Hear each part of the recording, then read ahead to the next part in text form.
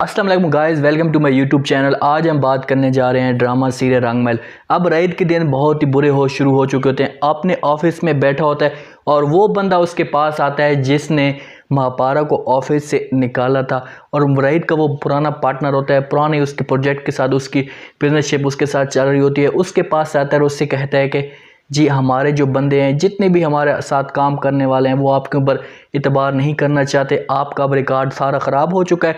Rice जैसे ये बात सुनता है तो उसको बोलता है कि आपको हमारे ऊपर इतबार करना चाहिए, हालात बुरे चलते रहते हैं, वक्त अच्छा और बुरा आता है। तो वो जैसे ये बात सुनता है तो उससे कहता है कि हालात बुरे होने की कोई वजह भी नहीं है, हालात ख़राब आ सकते हैं, लेकिन जितनी भी हमारी टीम है वो आप लोगों के ऊपर ट्रस्ट नहीं करती, क्योंकि जिस वजह से आपका अब रिकॉर्ड ख़राब हो चुका है। हर जगह आप लोगों की अब अफवाहें चल रही हैं, कोई भी अब हम आपके साथ काम करेंगे तो कोई भी हमें प्रोजेक्ट नहीं देगा। तो वो इस चीज़ से बिल्कुल परेशान हो जाता है राइट, और वो उसे साफ इनकार कर देता है। अब दरवाजे पर फजल साहब इनकी सारी बातें सुन होता है और वो ये सोचने पे मजबूर कर देता है, और आखिरकार ये फैसला करता है कि वो महापारा के पास जाएगा और उसे सारी बातें सुनाएगा और उसे कहेगा कि हमने आपको एक अपनी बेटी की तरह पाला और हमारे टुकड़ों पर पलने वाली आप हो और हमसे ही छत छीनना चाहती हो। फजल साहब अपने बेटे की परेशानी नहीं देख सकता और अपनी कंपनी को वो बर्बाद होता हुआ नहीं देख सकता। फ़ौरन वो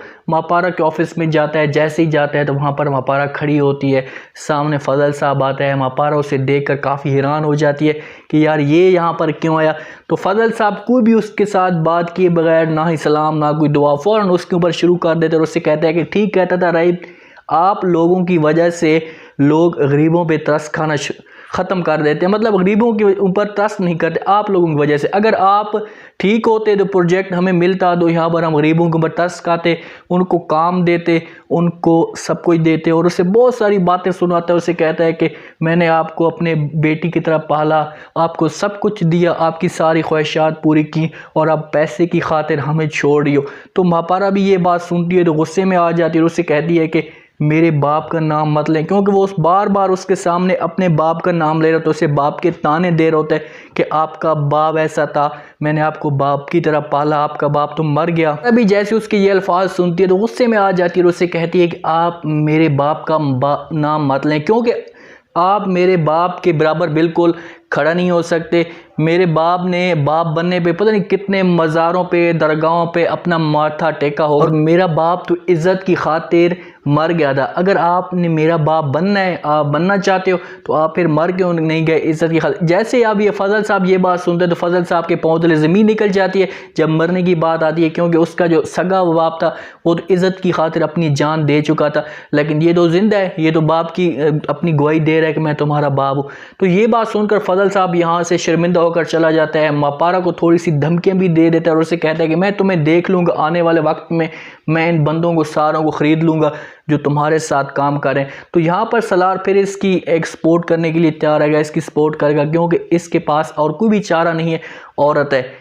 इस एपिसोड में मज़ीद ये भी होगा कि अब शैला मैडम अपने घर में बैठी होती है, सारा की माँ उसके पास जाती है और उससे कहती है कि हमें पता चला है कि आपका जो बेटा है डिप्रेशन का शिकार है, पेशेंट है, उसको एक अच्छी एडमिट कराएं, हॉस्पिटल में जाकर करवाएं, क्योंकि हम इसके साथ फ़िलहाल उसको शादी की ज़रूरत नहीं है। जैसी शैला मैडम ये बात सुनती है तो उससे कहती है कि थोड़ा सा बीमार है, परेशानी की वजह से ठीक हो जाएगा, तो शादी से आप इनकार ना करें, क्योंकि वो इस मकसद के लिए जाती है कि इसके साथ शादी से साफ ख़त्म हो जाए हर चीज़। थोड़ा सा बहाना बनाती है और हर चीज़ उसे कह देती है। उसे अब कहती है कि आप शादी ख़त्म क्यों करना चाहती हैं, ये वक्त शादी ख़त्म करने का नहीं है। तो सारा की माँ से कहती है कि शादी की बात होती तो मैं पहले दिन से ही ख़त्म कर देती, क्योंकि मुझे जिस दिन से पता चल चुका था कि आपके बेटे का किसी नौकरानी के साथ अफेयर चल रहा है, मोहब्बत चल रही है, पुरानी बात है, मुझे हाजरा ने सारी बातें बता दी हैं। तो शैला मैडम ये बात सुनती है तो शैला मैडम के पाँव तले ज़मीन निकल जाती है कि हाजरा इतनी आगे भी गिर सकती है। यहाँ पर इन्हें सारा की तरफ से भी इनकार हो जाता है, इनसे पुराने प्रोजेक्ट वाली टीम होती है वो भी इनसे निकल जाती है, सब कुछ इनसे ख़त्म हो रहा है, ऐसा ऐसा छीनता जा रहा है। हाजरा सुहेल को धमकी देने की पूरी कोशिश कर रही है, उससे ब्लैकमेल कर रही है कि मैं तुम्हारी ये सारी असलियत जाकर रईद को बता दूंगी। तो सुहेल अब बिल्कुल भी नहीं डरता, इतनी महापारा की मोहब्बत में पागल हो चुका है। उसे साफ कह देता है कि हाँ ठीक है, तुम जाकर बता दो, मुझे किसी किस्म का कोई भी एतराज़ नहीं है, लेकिन तुम्हारा नुकसान होगा अगर तुमने बताने की कोशिश की या बताने से पहले तुम अपना बोरी बिस्तर गोल करो और अपनी माँ के पास चले जाओ। क्योंकि हाजरा इस चीज़ पे फंस जाती है, उसका बच्चा पैदा होने वाला है और ये वो नहीं चाहती कि उसका घर ख़राब हो। इस चीज़ से वो काफ़ी ज़्यादा परेशान हो जाती है। सुहेल उसे पकड़ कर लेकर जाते और उसे कहते हैं कि हाँ जाकर बताओ, लेकिन हाजरा अब किसी किस्म की कोई बात नहीं बताएगी। उस पर भी अब वक्त बुरा आ चुका है। हाजरा को सज़ा मिलेगी। रईद का वालिद पूरी कोशिश करेगा, इसके साथ जितनी भी टीम है उनको ख़रीदने की कोशिश करेगा, इनको बंदों को पैसे इनके ऊपर फेंकेगा, लेकिन सलार इस चीज़ से साफ इनकार कर देगा और सारी टीम भी इस चीज़ से साफ इनकार कर देगी कि जो चीज़ आपके ख़िलाफ़ प्रूफ है, हर चीज़ है, तो हम इस वक्त कुछ भी नहीं कह सकते। रईद का जो वालिद है वो अब जाएगा महापारा की दादी अम्मा के पास भी जा सकता है, उसे सब कुछ कह सकता है कि यार आप हर सूरत में, किसी भी सूरत में ये बात मान जाएं, महापारा को समझा दें, पैसे ले लें, अयाशी के साथ ज़िंदगी गुजारें, आपको किस किस्म की कोई भी परेशानी नहीं होगी, लेकिन वो हर सूरत में प्रोजेक्ट चाहिए और हमें बेइज्जती से बचवाए। अब सारी बात आ चुकी है इज़्ज़त वाली, क्योंकि महापारा इज़्ज़त की वजह से अपना सब कुछ खो चुकी थी, हर चीज़ बर्बाद हो चुकी थी। अब इनके ऊपर वही वाली गेम आ चुकी है।